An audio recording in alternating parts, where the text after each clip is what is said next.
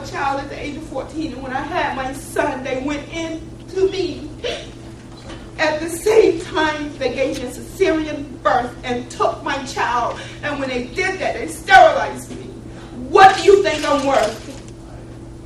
What do you think I'm worth? Elaine Riddick was just 13 when a neighbor raped her. Then she endured what she refers to as her second rape.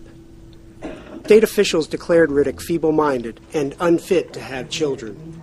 Main reason is because I was poor and I am black. I believe that with all of my heart. Based on the pseudoscience of eugenics, more than 30 states passed laws allowing for the forced sterilization of so-called defectives. The goal was to rid society of certain undesirable traits. Some of those traits that they named were epilepsy, feeble-mindedness, promiscuity, criminal mentalities. Researchers believe that as many as 100,000 Americans were victimized.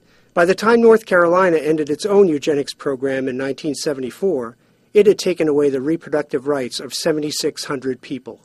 Most, like Riddick, were poor.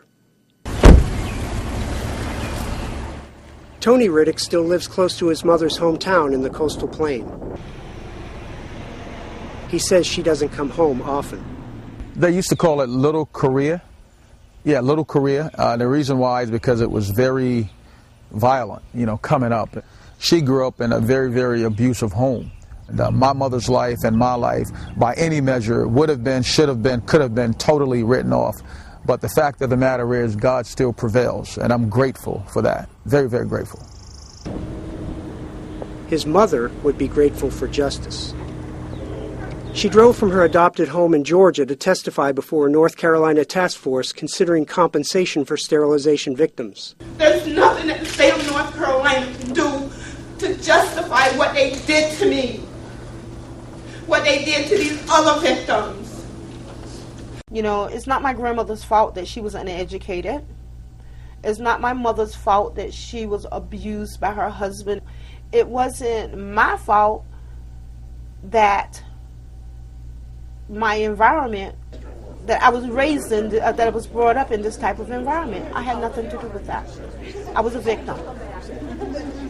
God said, be fruitful, multiply, replenish the earth in His image. And I always tell everybody, how can you ever get to see the image of God when you're killing it off? Riddick is tired of feeling like a victim, but she'll have to wait until next February to see if the Tar Heel state will give her and 2,000 other eugenics survivors justice. Alan Breed, Associated Press, Raleigh, North Carolina.